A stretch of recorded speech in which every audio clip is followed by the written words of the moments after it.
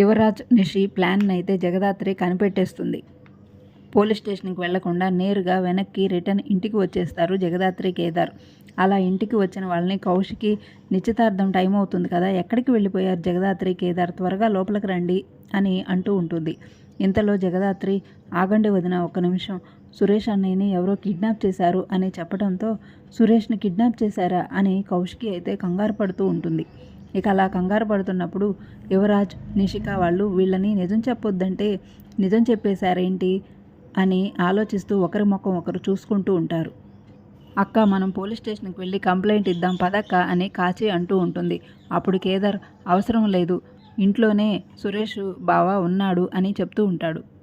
అందరం కలిసి ఇంట్లో వెతుకుదాము అని అయితే అనుకుంటూ ఉంటారు. ఇక ధాత్రి కూడా ఇంటిలో అందరం కూడా ప్రతి ఒక్కళ్ళము అణువణువు వెతుకుదాము అని చెప్తూ ఉంటుంది. ఇక ఇల్లంతా కూడా వెతుకుతూ ప్రారంభిస్తారు. అలా వెతుకుతున్నప్పుడు ధాత్రికి ఒక ఐడియా వస్తుంది. ఇందాక నేను ఫోన్ కాల్ చేసినప్పుడు అన్నయ్య ఫోన్కి స్విమ్మింగ్ పూల్ పక్కన రింగ్ అయినట్టు వినపడింది.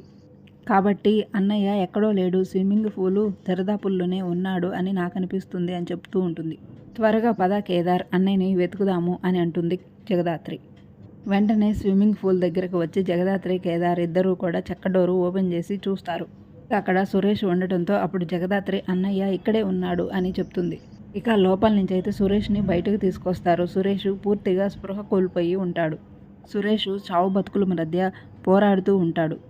సురేష్కి ఏమైంది అని కౌశికి అయితే ఎందుకు ఇలా ఉన్నాడు అని బాధపడుతూ ఏడుస్తూ ఉంటుంది.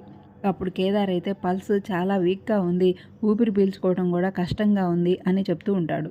ఇక కౌశికి అయితే కేదార్ అలా చెప్పడంతో సురేష్ అని ఏడుస్తూ ఉంటుంది. ఇక నిషి, వైజయంతి ఏందమ్మి ఎలా జరిగింది అని టెన్షన్ పడుతూ ఉంటారు. ఇక ధాత్రి కూడా అన్నయ్య ఒక్కసారి కళ్ళు తెరవండి అని అడుగుతూ ఉంటుంది. ఇక ఎంత పిలిచినా పలకకపోవడంతో కేదార్ అయితే గుండెపై ఊపిరి నొక్కుతూ ఉంటాడు. ఇక కౌశికి అయితే ఏదో ఒకటి చెయ్యండి అని కౌశికి జగదాత్రి, కేదార్ వైపు చూస్తూ ఏడుస్తూ ఉంటుంది. ఈరోజు ప్రివ్యూ ఇది జరిగింది. రేపటి ప్రివ్యూ కోసం మన ఛానల్ తప్పకుండా లైక్ చేసి సబ్స్క్రైబ్ చేసి సపోర్ట్ చేయండి. Thanks for watching.